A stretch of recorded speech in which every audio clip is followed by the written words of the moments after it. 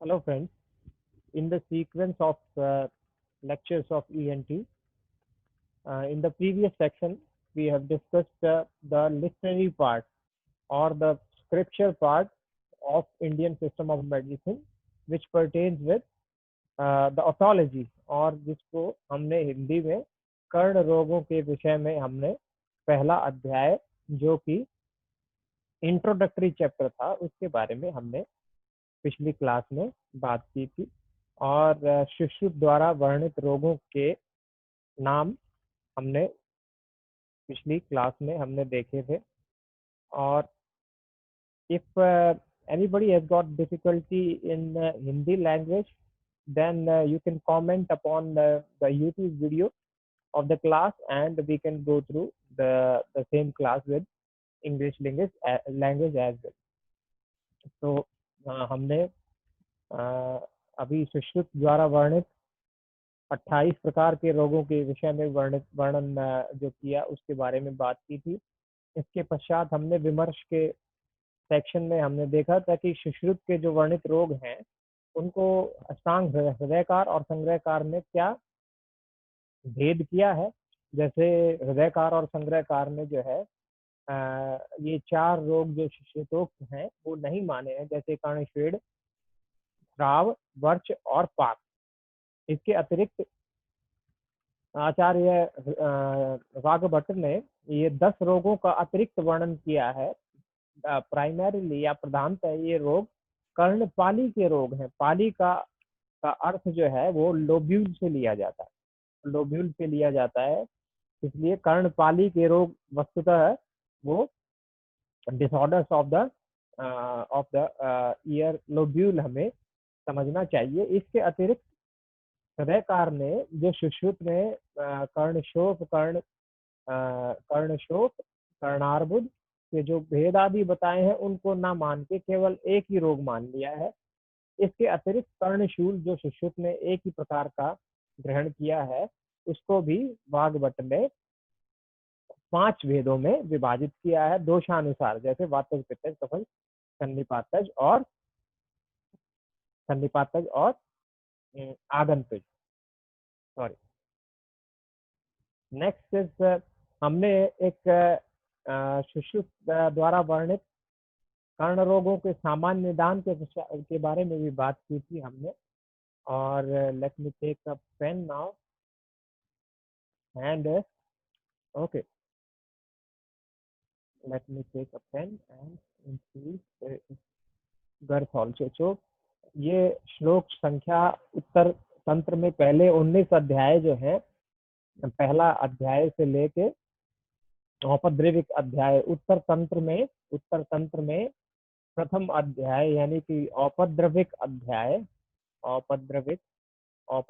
अध्याय से और 19 चैप्टर तक यानी कि नयनाभिघात प्रतिशत अध्याय तक सुश्रुत ने नेत्र रोगों का वर्णन किया है और 20वें अध्याय से कर्ण रोगों की शुरुआत की।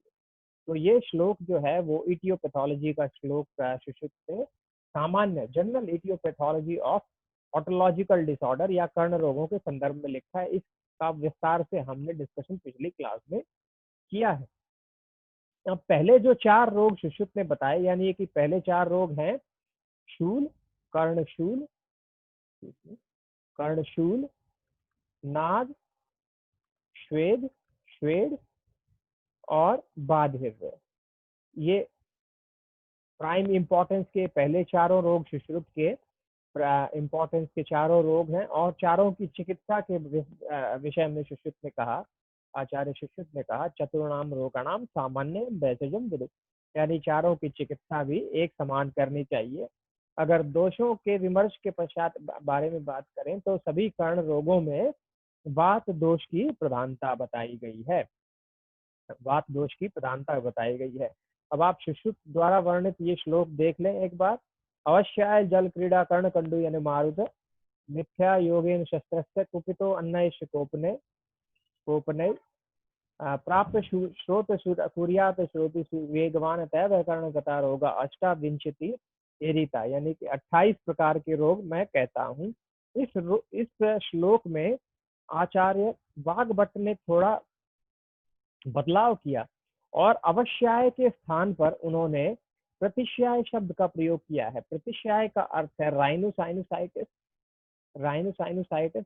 तो आचार्य वाग्भट ने या हृदयकार संग्रहकार दोनों ने अवश्याय के स्थान पे प्रतिश्याय शब्द का प्रयोग किया है। तो उन्होंने राइनोसाइनोसाइटिस को कॉमन एटियोलॉजिकल फैक्टर में काउंट किया है, आचार्य सुश्रुत ने नहीं किया। आचार्य सुश्रुत ने अवश्याय को किया है। इसके पश्चात ये तीनों, जो ये पहली 3 लाइनों के पश्चात इस श्लोक में ये 3 लाइनें आचार्य वाग्भट ने ऐड की है, जिसका अर्थ है अर्धाव भेदकम। इन्होंने क्लिनिकल एक्सपीरियंस, क्लिनिकल फीचर के बारे में भी कहा कि रोगी को अर्धाव भेदक अर्थात हेमिक्रेनियल हेडेक होगा, हेमिक्रेनियल हेडेक होगा, हेमिक्रेनियल जैसे कि माइग्रेन एक हेमिक्रेनियल हेडेक है। स्तंभ, स्तंभ का अर्थ जो है वो, स्तंभ का अर्थ यहाँ पे हमें देखें, स्तंभ का मतलब स्टैग्नेशन, डिस्चार्जेस का रुक जाना, या नासा में स्तंभ की प्रतीति, feeling of obstruction by the patient, शिशिर न अभिनंदन, और पेशेंट को शीत जो है वो आहार विहार अच्छा भी नहीं लगता है। अभिनंदन का अर्थ है रोगी को जो है वो इच्छा नहीं होती, शिशिर यानी कि शीत की, कोल्ड आहार की और विहार दोनों की। दूसरी में कहा कि चिरात च पाक, यानी कि जिसके जो सेक्रीशन है उनका पाक जो है वो देर से होगा, देर से पाक होगा, पाक जो है नहीं होगा या देर से होगा। इसका मतलब जो है ये इन्फ्लामेटरी डिसऑर्डर नहीं होके, और ये हमें एलर्जिक रेफरेंस की तरफ ज्यादा लेके जाएगा, क्योंकि एलर्जिक मैनिफेस्टेशन में जो है वो सेक्रीशन, राइनोलॉजिकल राइनो rhinology में secretions in allergic condition they are found to be watery discharge, whereas in case of acute inflammatory or chronic inflammatory sequence they may vary from mucopurulent to frank purulent। तो इस जो स्राव है NASA का, इसमें पाक नहीं होगा। पाक नहीं होने का अर्थ ये जो है, जो पाक के लक्षण है वो इसमें नहीं मिलेंगे, जैसे कि ये क्लियर डिस्चार्ज होंगे, शीत होंगे, और जो है वो ये कलरलेस डिस्चार्ज होंगे। तो ये सभी इंडिकेशन हमें सजेस्ट करती हैं कि ये जो है ये एलर्जिक मैनिफेस्टेशन की तरफ ऑथर जो वो लिखना चाहता है। पक्वतः तू लसिका अल्पशः स्रवे, और अगर पाक होगा भी तो लसिका के समान अल्प स्राव होगा, अल्प स्राव होगा, यानी कि जो डिस्चार्जेस हैं उनके क्वांटिटी में कम होगा। तो 2 बड़े लक्षण अभी तक बताए कि अर्धाव भेदकम, भेदकम, और दूसरे में कहा चिरात च पाकम, पाक नहीं होगा, देर से होगा, और होगा तो वो जो है वो अल्प मात्रा में स्राव होगा। श्रोत्रम यानी कि कर्ण में, शून्यम, शून्यता का अर्थ जो है वो नम्बनेस से आप ले सकते हैं। शून्यता का अर्थ जो है वो आप नम्बनेस से यहाँ पे ले सकते हैं। तो फीलिंग ऑफ नम्बनेस पेशेंट को होगी, और संचयात संचार विचारवत, और इसमें जो है कुछ देर होगा और कुछ देर जो है संचार पे डिपेंड करेगा दोष के, कि कितनी देर होगा। थोड़ी देर होगा बिना कारण, और थोड़ी देर में ठीक भी हो सकता है। तो जैसा कि पिछली क्लास में हमने डिस्कस किया, as far as the curriculum is concerned, it is primarily related to the scripture of आचार्य सुश्रुत। और आपको जो है फाइनल एग्जाम्स में सर्जिकल पर्सपेक्टिव में सुश्रुत का मत ज्यादा महत्व का है। as far as curriculum is concerned, तो आपको सुश्रुत का मत चिकित्सा में भी और व्याधि के संदर्भ में, उसके रोग निदान के संदर्भ में भी सुश्रुत का मत महत्व रखता है।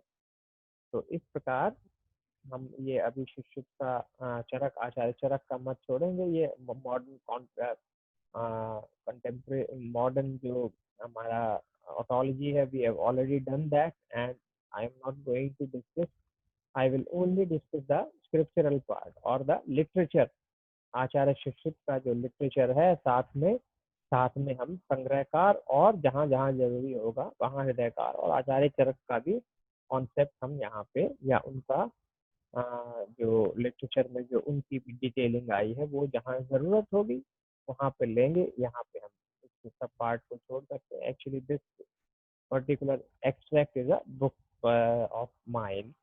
सो आपको मैं इसके पश्चात हम सामान्य निदान हमने पढ़ा, सुश्रुत हमने सामान्य कर्ण रोगों का निदान पढ़ा अभी पहले, सामान्य कर्ण रोग इश्यू गत्वानम रसायनम। इसके पश्चात जो अगला श्लोक है वो कर्ण रोगों की सामान्य चिकित्सा के संदर्भ में है। सामान्य चिकित्सा का मतलब जनरल ट्रीटमेंट प्रिंसिपल की बात करता है। जनरल प्रिंसिपल जो रहेंगे हमारे, उनको उनके बारे में 21वें अध्याय में तीसरा श्लोक संख्या 3 बड़ा इंपॉर्टेंट श्लोक है। और श्लोक क्या कहता है कि सामान्यम कर्ण रोगेशु, सामान्य रूप से कहें कर्ण रोगों में घृत पान करना चाहिए, घृत पान करना चाहिए, घृत पान करना चाहिए, क्योंकि सभी कर्ण रोगों में वात दोष की प्रधानता है और स्नेह अपने स्निग्ध गुण की वजह से जो है वो रोग में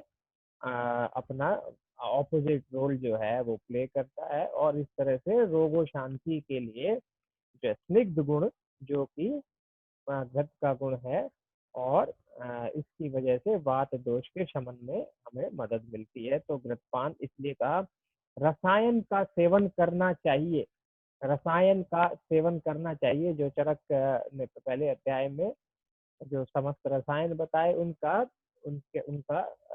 सेवन यहाँ करना चाहिए। इसके पश्चात नॉट टू डू बताया है। नॉट टू डू का मतलब क्या नहीं करना चाहिए उसके बारे में second line of the word, श्लोक की दूसरी लाइन में उन्होंने कहा अव्यायामो, व्यायाम नहीं करना चाहिए।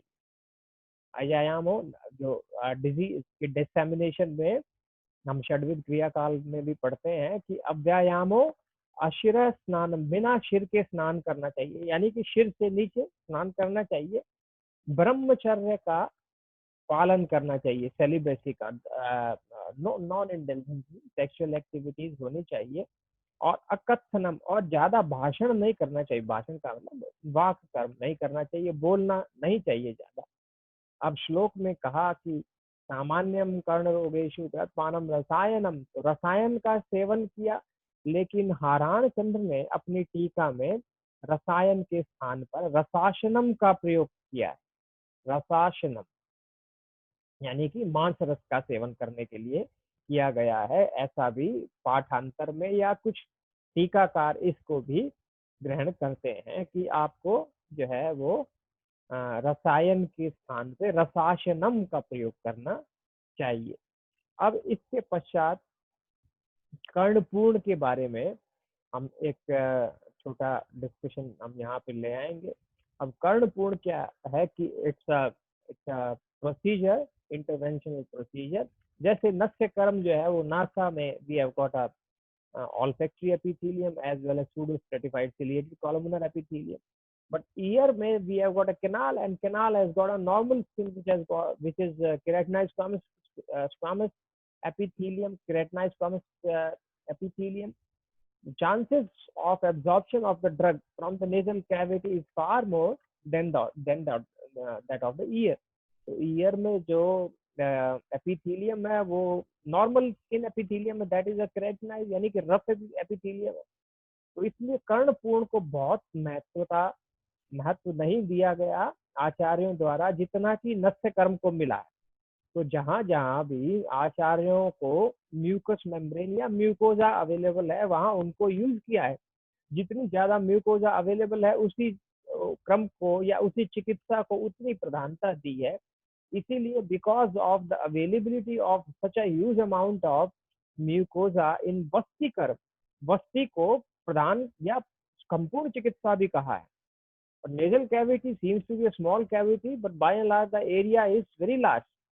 सो उसको यूज करने के लिए नस्य कर्म किया है, लेकिन कर्णपूर्ण में उतना वर्णन जो है वो लिटरेचर में, स्क्रिप्चर्स में, संहिताओं में नहीं देखने को मिलता है। जो भी प्राइमरीली जो भी मत है वो योग रत्नाकर और शारंगधर से हमने लिया है। और इसमें कर्ण में औषधि का या तैल आदि का या क्वाथ का प्रयोग जो है वो कर्ण पूर्ण है, यही इसकी परिभाषा भी है। तो इसके कैसे करना, इसके बारे में प्रधान कर्म के पश्चात के बारे में कहा कि रोगी को स्वेदियेत, पहले स्वेदन कर्म करें, पहले पूर्व कर्म में स्वेदन कर्म करें और पार्श्व में शयन करें, यानी कि एक करवट पेशेंट को रोगी को लेटाएं और उसके पश्चात इनमें से किसी का भी मूत्र का, स्नेह का, रस का अर्थ जो है वो स्वरस है, यहाँ पे स्वरस है, थोड़ा सा जूस से जिसको कह सकते हैं। और कोष्ण यानी कि आपको ल्यूक वार्म यानी आपको बहुत ज्यादा ठंडा नहीं, बहुत गर्म भी औषधि का प्रयोग करना है कर्ण में। और कितनी देर के लिए करना है, तो कर्ण रोगों में 100 वाक मात्रा तक, मात्रा यानी कि वाक मात्रा है, वाक मात्रा उसकी डेफिनेशन जानू के चारों तरफ उसकी बजाने की डेफिनेशन आपने पढ़ी होगी, वो वाक मात्रा है। बाय एंड लार्ज जो है वो कर्ण रोगों में 100 वाक मात्रा तक प्रयोग करे। कंठ रोगों में, अब कंठ का अर्थ जो है वो इसमें oropharyngeal, pharyngeal and even laryngopharyngeal area भी लिया जाएगा, तो उसमें 500 वाक मात्रा तक, और शिरो रोगों में 1000 वाक मात्रा तक आपको कर्ण पूर्ण करना चाहिए। मात्रा यानी कि वाक मात्रा ही का। अब कब किस औषधि का प्रयोग किस समय करें, इसके बारे में भी आचार्य योग रत्नाकर का रेफरेंस हम देख लेते हैं। रसाद्य पूर्णम करने, यानी कि आपको कर्ण पूर्ण करना है रसों से, रसों से करना है, रस का मतलब स्वरस होगा। तो भोजनात् प्राक, यानी कि भोजन से पहले करना चाहिए अगर आपको स्वरस से करना है, औषधियों के स्वरस से करना है, ठीक है। वीर्यवान होता है स्वरस, जो है वीर्यवान होता है, भोजन से पहले करना चाहिए। और तेल आदि से, यानी कि आपको मेडिकेटेड ऑयल से करना हो, मेडिकेटेड ऑयल यानी कि तेल साधना, यानी कि तेल समूर्छित मूर्छित तेल से करना हो, तो आपको सूर्यास्त के पश्चात करना चाहिए। तो दो ही इंडिकेशन बताई, या दो ही स्पेसिफिकेशंस इसमें मेंशन की कि बिना आपको स्वरस से करना है तो आपको प्राक भोजन यानी कि भोजन से पहले करना, और आपको तेल आदि से कर्ण पूर्ण करना है तो समय को इसमें निर्देशित किया गया वो सूर्यास्त के पश्चात का है। तो आज पहला डिसऑर्डर हम पढ़ने जा रहे हैं जिसका नाम कर्णशूल है। नाम से ही आपको पता चलता है the disease is compatible with otalgia or pain in the ear. Pain in the ear, primarily pain is the most important thing, or you can say it is the pain which brings the patient to the doctor.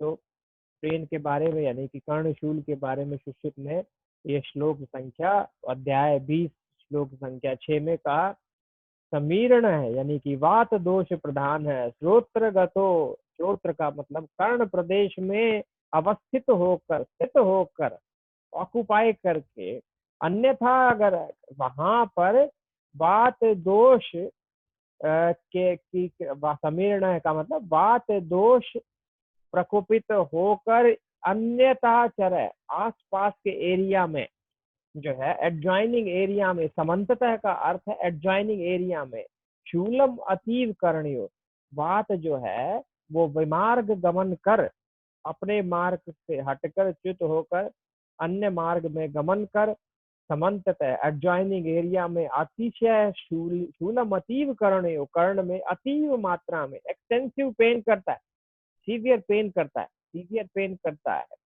वात दोष विमार्ग गमन कर, आवृत होकर, वात दोष पित्त आदि दोषों से, कफ आदि दोषों से आवृत होकर गमन करता हुआ, शूल करता अतीव मात्रा में कर्ण रोगों के समन्ततः करौती दोषाश, ये यथा स्वयं आवृत है, ये बहुत इंपॉर्टेंट शब्द है। यथा स्वयं आवृत का अर्थ है विविध मार्गावृतम, ये डल्लन ने कहा है। अगर आप इसकी टीका भी देखें तो ये डल्लन टीका में इन्होंने कहा, समन्ततः शूलम अतीव करणीयो, एक तो समन्ततः शूलम अतीव संबंधनीय नाम, कर्ण से संबंध है इसका। दूसरा इसमें कहा कि लेट मी चेक, दुराचर का मतलब जिसकी चिकित्सा करने में कठिनाई हो उसको दुराचर कहा है। और इसके पश्चात और विविध मार्ग आवृतम इसके बारे में कहा है।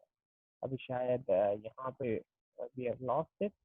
तो इसका अर्थ जो है मैं शूलम मति, तो यथा सम आवृत का अर्थ जो है विविध मार्ग आवृत, यानी कि वात विविध मार्गों से आवृत होकर ऑब्स्ट्रक्शन ऑब्लिटरेशन पैदा कर ये जो है शूल की उत्पत्ति करता है, इसको कर्णशूल जानना चाहिए।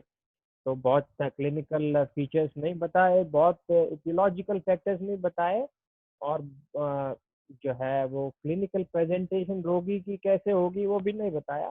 केवल यही वर्णन किया कि अति मात्रा में शूल होगा, वात दोष प्रकट होकर यथा स्वयं आवृत है, यानी कि एडजॉइनिंग एरियाज को इन्फिल्ट्रेट इन्वेड और डिससेमिनेट करेगा। तो उसको जानना चाहिए। आपको याद होगा कि आचार्य वाघभट्ट ने अंशांश कल्पना की है कर्णशूलों में। अंशांश कल्पना यानी कि वात पित्त कफज वेदादि से 5 प्रकार का शूल बताया है। तो साध्यता असाध्यता का आज ये लास्ट एक श्लोक हम देख लें। कर्णशूल में ये विदेह का मत है, विदेह का मत है। योग रत्नाकर ने दोबारा से इसको कोट किया है कि कर्ण की कब शूल साध्यता बनती, कब असाध्यता, की मूर्छा, दाह, ज्वर, कास, क्लम। क्लम का अर्थ है प्रोस्टेशन, थकावट, थका हुआ लगना, क्लम।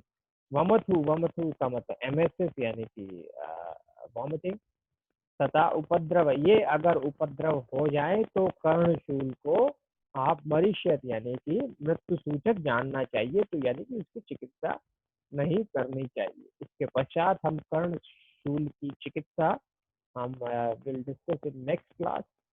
And thank you for listening. Thank you.